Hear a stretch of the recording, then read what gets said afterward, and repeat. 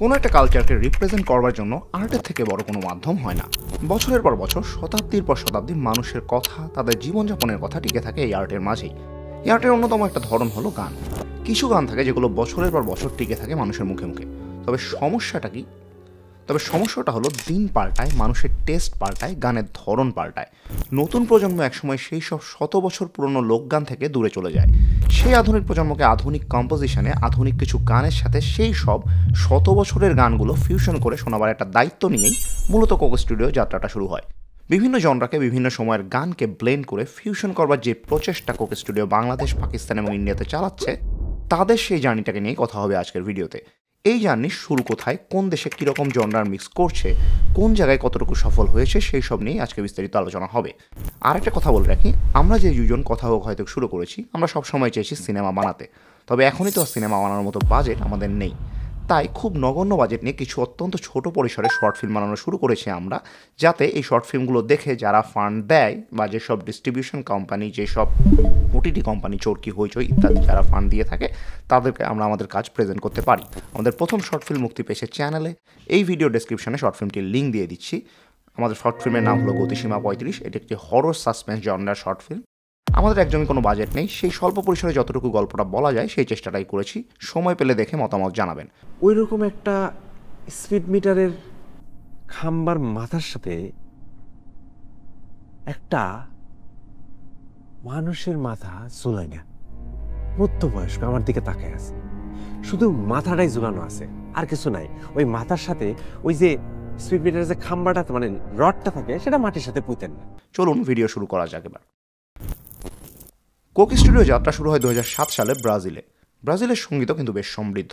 তাদের pre colonial period, যেটা অর্থাৎ 1500 সালের আগেও তাদের সঙ্গীত ছিল অনেকটাই রিচ।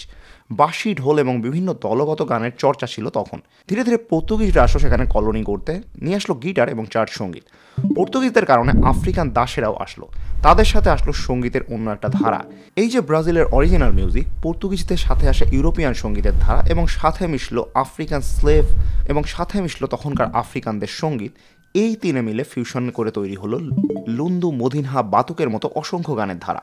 1900 সালের আগেই ব্রাজিলে তৈরি হয়ে গেল লোকগানের অসংখ্য জনরা। তারপর তো ধীরে ধীরে মডার্ন মিউজিকের ছাপ পড়ল ব্রাজিলের সঙ্গীত জগতে। রক, হিপ হপ, ইলেকট্রনিক জনরার গান জনপ্রিয় হতে লাগলো। এই যে এত কাহিনী বললাম এতক্ষণ, এটার কারণটা কি ধরতে পেরেছেন? এই যে কালের প্রবাহমান ধারায় এক জনরার সাথে আরেক জনরার মিশ্রণ ঘটে ফিউশন হয়ে আসছে, এটাই কিন্তু কোকো স্টুডিওর মূল স্তম্ভ। ব্রাজিলে সেটা খুব চমৎকারভাবে হয়েছে বলেই সম্ভবত তারা ব্রাজিল দিয়েই কোকো স্টুডিওর জার্নিটা শুরু করেছিল। ব্রাজিলের সেই ফিউশন প্রজেক্টটার নাম ছিল এস্তুদিও কোকা কোলা। এই কনসেপ্টটা তখন নজরে আসে তৎকালীন কোকা কোলার মার্কেটিং হেড নাদিম জামানের। তিনি তখন রোহাইল হায়াত নামের একজন পাকিস্তানি মিউজিশিয়ানের সাথে এই কনসেপ্টটাকে নিয়ে আলোচনা করেন। রোহাইল হায়াত নিজেও জনরা মিক্সিংয়ে ওস্তাদ লোক। তিনি পাকিস্তানের মিউজিকের সাথে ওয়েস্টার্ন রক এবং পপ, এই দুই জনরা মিক্স করে নতুন ধরনের কিছু গান দিয়েছিলেন। তার ব্যান্ডের নাম ছিল ভাইটাল সিংস। পাকিস্তানি মিউজিকে আধুনিক ধরনের সাউন্ড যেই গায়কজন তৈরি করেছিলেন, তাদের একজন ছিলেন এই রোহাইল। সেই কারণেই সম্ভবত নাদিম তাকে প্রস্তাবটা দিয়েছিলেন। সেখান থেকেই কোকো স্টুডিও পাকিস্তানের জার্নি শুরু হয়। 2008 সালের শুরুর দিকে মুক্তি পায় কোকো স্টুডিওর প্রথম এপিসোডটি। তখন এখনকার মতো একটা করে গান রিলিজ দেওয়া হতো না, তখন বেশ কয়েকটি গান একসাথে করে একটি এপিসোড আকারে মুক্তি দেওয়া হতো। তখন ইন্টারনেট এত বড় কোনো বিষয় ছিল না উপমহাদেশে, তাই সম্ভবত এই কোকো স্টুডিও বিষয়টাকে টিভি কেন্দ্রিক একটা প্রোগ্রাম হিসেবে মুক্তি দেওয়া হয়েছিল। সেরকম 4টা এপিসোডে 20টির উপরে গান নিয়ে কোকো স্টুডিও পাকিস্তান তার প্রথম বছর শেষ করেছিল। ফার্স্ট সিজনের সব থেকে বিখ্যাত কয়েকটি গানের একটি ছিল গারেজ বারাস, যেটি লিজেন্ডারি রাহাত ফাতে আলী খান এবং আলী আজমত মিলে তৈরি করেছিলেন। আলী জাফর এবং সাইন তুফাইলের আল্লাহ গানটিও জনপ্রিয় হয়েছিল। ফোক, সুফি, পপ, রক, ইস্টার্ন, ক্লাসিক্যাল এইসব আলাদা আলাদা জনরার এক অসাধারণ ফিউশন দেখা গিয়েছিল এই প্রথম সিজনে। প্রথম সিজন কোকো স্টুডিওর পুরো পাকিস্তান কাঁপিয়ে দিয়েছিল। পাকিস্তান এমনিতেই রক্ষণশীল পিছিয়ে পড়া ধরনের দেশ ছিল। শিল্পে সাহিত্যে পড়াশোনা কিংবা গবেষণার চেয়ে দেশের রাজনৈতিক অস্থিরতার কারণেই এই দেশ বেশি পরিচিত ছিল। ভারত পাকিস্তান আলাদা হবার পর থেকে কোনো একটা স্টেবল গণতান্ত্রিক সরকার তার মেয়াদ পুরোটা থাকতে পারেনি সেখানে। প্রতিবারই এই ঝামেলা ওই ঝামেলায় ক্ষমতা ছেড়ে দিতে হয়েছে বা ক্ষমতা নিয়ে নেওয়া হয়েছে কেড়ে। দেশের মাঝে সহিংসতা চলে এসেছে বছরের পর বছর। পুরো পৃথিবীর কাছে একটা লজ্জাজনক পরিচয় নিয়ে পিছিয়ে পড়া জনগোষ্ঠীর মতো অবস্থা ছিল তাদের। সেই দেশ থেকে যখন কোকো স্টুডিওর মতো একটা ব্যাপার বিস্ফোরণ ঘটলো, তখন পুরো উপমহাদেশ কেঁপে উঠল। ইন্ডিয়া, বাংলাদেশ, পাকিস্তানের মানুষ তো মুগ্ধ হলোই, বিশ্বে ছড়িয়ে পড়ল কোকো স্টুডিওর সুনামের কথা। নিজেদের ঐতিহ্য সংস্কৃতিকে পাকিস্তানের আগে এত সুন্দর করে পৃথিবীর কাছে ছড়াতে পারেনি কেউ। এই অবিশ্বাস্য সাফল্যের পর কোক স্টুডিও পাকিস্তান আর থেমে থাকেনি। একের পর এক মুক্তি দিয়েছে সিজন। ধীরে ধীরে তাদের কোয়ালিটিও আপগ্রেড হয়েছে। কোক স্টুডিও পাকিস্তানের 8 নম্বর সিজনে তাজদারে হারাম গানটি যে আতিফ আসলাম গিয়েছিলেন, সেটি কোক স্টুডিওর প্রথম গান হিসেবে ইউটিউবে 100 মিলিয়ন ভিউ অতিক্রম করেছিল। তারপরে সিজনের আফরিন আফরিন গানটিও 100 মিলিয়ন ভিউ অতিক্রম করেছিল। এখন তো দুইটা গানের ভিউই 500-600 মিলিয়ন অতিক্রম করেছে। আর এখনকার সময় তো 100 মিলিয়ন ভিউ কোক স্টুডিও পাকিস্তানের জন্য কোনো বিষয় না। সম্প্রতি মুক্তি পাওয়া পাসুরি তো বিশ্বকাপ এসে ইউটিউবে তার ভিউ রয়েছে প্রায় 900 মিলিয়নের মতো। কোক স্টুডিও পাকিস্তানের সবচেয়ে পছন্দের গানের তালিকায় মেহরাম, তুজ হুম টু, পাসুরি, আফরি আফরি এই গানগুলো থাকবে। এবার আসা যাক ইন্ডিয়ার কোক স্টুডিওর আলাপে। ইন্ডিয়াতে কোক স্টুডিও এসেছে কয়েকবার কয়েক রূপে, তবে সেটা শুরু হয়েছিল 2011 সালে। ইন্ডিয়াতে কোক স্টুডিও পুরোপুরি সলোভাবে জার্নিটা শুরু করেনি। মেবি তখন ইন্টারনেট ছিল না, এটাই বড় কারণ ছিল। তারা ব্রডকাস্টিং পার্টনার হিসেবে নিয়েছিল এমটিভি ইন্ডিয়াকে। এমটিভি মিউজিকের জগতের অনেক বড় একটা নাম। তাদের ডিস্ট্রিবিউশন পার্টনার নিলে কোকের অনেকটাই কাজ কমে যায়। প্রথম সিজনের প্রডিউসার হিসেবে কাজ করেছিলেন লেজলি লুইস। বেনি দয়াল, কেকে, কৈলাশ খের, পাপন, শানের মতো বিখ্যাত সিঙ্গাররা কাজ করেছেন প্রথম সিজনটাতে। এইটাও পাকিস্তানের মতো এপিসোড আকারে মুক্তি পেয়েছিল। প্রথম সিজনে প্রায় 10টার মতো এপিসোডে প্রায় 50টার কাছাকাছি গান মুক্তি পেয়েছিল। তার মাঝে ভেথালাই, চিঠিয়ে, ও মাঝিরে এই গানগুলো খুব বিখ্যাত হয়েছিল। এই কোক স্টুডিও এমটিভি চলেছে 4 সিজন পর্যন্ত। প্রথম 3টা সিজনে একদম ব্রেক থ্রু কাজ খুবই কম হয়েছে। মাদারি, জারিয়া, চৌধুরী ধরনের কিছু ভালো গান হয়েছে, তবে সংখ্যাটা খুব বেশি না। তবে 4 নম্বর সিজনে খুব চমৎকার কিছু কাজ এসেছে। প্রায় মনের মানুষের ফিউশনটা বেশ আইকনিক ছিল। রাঙ্গাবাতি, কি বানু দারিয়াদা এর মতো গান এসেছে সিজন 4-এ। এমটিভির সাথে এই কোলাবোরেশন শেষ হয় 4 নম্বর সিজনের পরেই, যেখানে কোক স্টুডিও পাকিস্তান কোনো ঝামেলা ছাড়াই 15টা সিজন করেছে এবং সামনেও আসবে। এই যে 2015 সালে কোক স্টুডিওর জার্নি থেমে গেল ইন্ডিয়াতে, তারপর আবার 8 বছর কোনো খবর নেই। 2023-এ গিয়ে আবার কোক স্টুডিও তামিল আর কোক স্টুডিও ভারত নামে আলাদা 2টা প্রজেক্ট শুরু হলো। এইগুলো নিয়ে বিশেষ কিছু বলার নেই। কোক স্টুডিও ইন্ডিয়া আসলে পাকিস্তানের কোয়ালিটির ধারে কাছে যেতে পারেনি। অনেক মানুষ অনেকবার প্রশ্ন করেছেন যে আসলে কেন ইন্ডিয়ার কোক স্টুডিও পাকিস্তানের মতো কোয়ালিটিফুল কন্টেন্ট দিতে পারেনি। সেটার খুব লজিক্যাল একটা উত্তর আসলে ভারতীয় সিঙ্গার শিল্পা রাও দিয়েছিলেন একটা ইন্টারভিউয়ে। ऐसा क्या है उन कमबख्तों के पास जो यहाँ पे नहीं हो पा रहा है? उनका कोक स्टूडियो हमसे बेटर क्यों है? তিনি বলেছিলেন যে কোক স্টুডিওরা পাকিস্তানি গায়কদের জন্য বা প্রডিউসারদের জন্য একটা মেইন প্রায়োরিটি। তারা সারা বছর শুধু এইটাই করে। তাদের এত বড় মিডিয়া ইন্ডাস্ট্রি নেই, সিনেমা ইন্ডাস্ট্রি নেই যে এখানে নিয়মিত সিনেমা সিরিজ এসব বের হচ্ছে। কিন্তু ইন্ডিয়াতে ব্যাপারটা মোটেও সেরকম না। ইন্ডিয়াতে যারা মিউজিক কম্পোজ করে থাকেন তাদের কোক স্টুডিওতে ফুল ফোকাস দেওয়ার একদমই সময় নেই। তারা সিনেমা সিরিজের জন্য গান গেয়ে থাকেন, মিউজিক ভিডিওর জন্য গান গেয়ে থাকেন, বিভিন্ন বড় বড় রেকর্ড লেভেলের সাথে বিভিন্ন ডিলে গিয়ে অরিজিনাল গান গেয়ে থাকেন, ন্যাশনাল ইন্টারন্যাশনাল শো করে থাকেন। সেই সবের ফাঁকে সময় পেলে কোক স্টুডিও করেন। আপনি যখন 100টা কাজ একসাথে করবেন তখন কোয়ালিটি অবশ্যই ফল করবে, এইটাই স্বাভাবিক। কিন্তু টাকা পয়সারও অনেক বিষয় আছে। কোক স্টুডিওতে একটা গানে এত সময় দিলে বাকি প্রজেক্টগুলো কী হবে? যারা বড় বড় সিঙ্গার কম্পোজার আসেন তারা সিনেমা রেকর্ড লেভেল শোজ এইসব থেকে যেই টাকা পেয়ে থাকেন সেই তুলনায় কোক স্টুডিওর টাকা হয়তো অতটা বেশি না।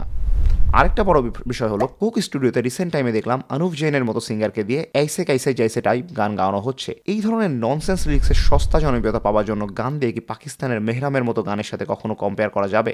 ইন্ডিয়াতে ক্রিয়েটিভ জায়গাটা থেকে পুরোপুরি কমার্শিয়ালাইজেশনই মনোযোগ দেওয়া হয়েছে বেশি কোক স্টুডিওর ক্ষেত্রে। এই জন্যই সম্ভবত তারা পাকিস্তানের ধারে কাছেও যেতে পারেনি। থাক তাদের কথা, এবার আসি আমাদের দেশে কোক স্টুডিও বাংলার কথায়। কোক স্টুডিও বাংলা শুরু হয় 2022 সালে এবং বাংলাদেশে কোক স্টুডিও জার্নিটা শুরু হয় অর্ণবের হাত ধরে। তার ক্যারিয়ারে শুরুর দিকে যদি তাকান দেখবেন তিনি মিউজিক শুরুই করেছেন ফিউশন করে। তার ক্যারিয়ারের প্রথম ব্যান্ড কিং কর্তব্য বিমুর দিকে তাকান, কিছু অরিজিনাল গান আসে, সাথে আবার কিছু ফোক গানকে মডার্ন কম্পোজিশন দিয়ে তরুণ প্রজন্মের কাছে তুলে ধরেছেন তিনি।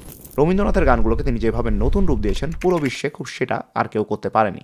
তো সেই অর্ণবের হাতেই যখন এই ফিউশনের দায়িত্ব পড়লো তিনি রীতিমতো ফাটিয়ে দিয়েছেন। একলা চলো, প্রার্থনা, ভবের পাগল, আদিত রহমানের নাসেক নাসেক, শুভেন্দু দাস শুভর বুলবুলি সবগুলোই একদম টপ নচ কাজ হয়েছে।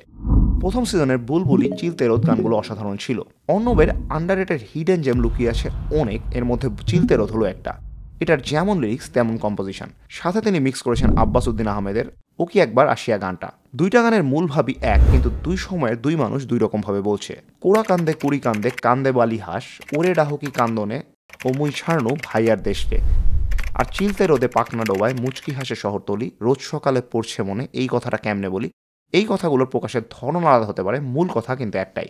পছন্দের মানুষটাকে দেখবার যে আকুলতা সেইটাই একজন আধুনিক কবিতায় লিখেছেন আর একজন লিখেছেন পল্লীগীতিতে। এইটাই ফিউশন। এটার জন্যই ব্রাজিলে কোক স্টুডিও শুরু হয়েছে, পাকিস্তানে তার পিক ফর্মে বসেছে আর বাংলাদেশে সে আবার নতুন জীবন পেয়েছে। কাজী নজরুল ইসলামের বুলবুলি, জসিমউদ্দিনের নদীর কুল, লালনের সব লোকে কয়, হাসন রাজার দিলারাম, রবীন্দ্রনাথ ঠাকুরের আনন্দধারা, মডার্ন জনরাগুলোর পারফেক্ট কম্পোজিশন আমরা পেয়েছি।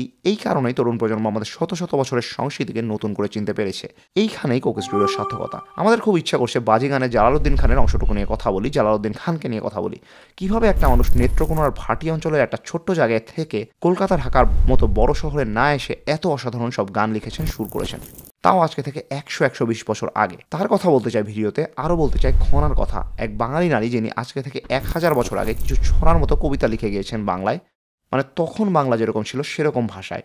সে 1000 বছর আগের কবিতা উঠে এসেছে কোক স্টুডিও বাংলায়, পৌঁছে গিয়েছে নতুন প্রজন্মের কাছে। এই প্রতিটা ধরনের গান, প্রতিটা মানুষকে নিয়ে আলাদা করে কথা বলতে চাই অনেকক্ষণ, কিন্তু সেই সুযোগটা পাচ্ছি কোথায়? ইতিমধ্যেই ভিডিও অনেক বড় হয়ে গিয়েছে, যত বড় হবে সেটা বানাতে ততই খরচ হবে, আর খরচের বেলায় আমাদের হাত অনেকটাই বাধা। কোনোদিন এই খরচের ঝামেলাটা কেটে গেলে এই সব টপিকে 20-30 মিনিট করে কন্টেন্ট দেওয়ার ইচ্ছা আছে, তবে আজকে আর সম্ভব না। আজকে শেষ একটা কথা বলে ভিডিওটা শেষ করি। কোক স্টুডিও পাকিস্তান খুবই অসাধারণ কিছু গান দিয়েছে, তারা এখনও দিয়ে যাচ্ছে।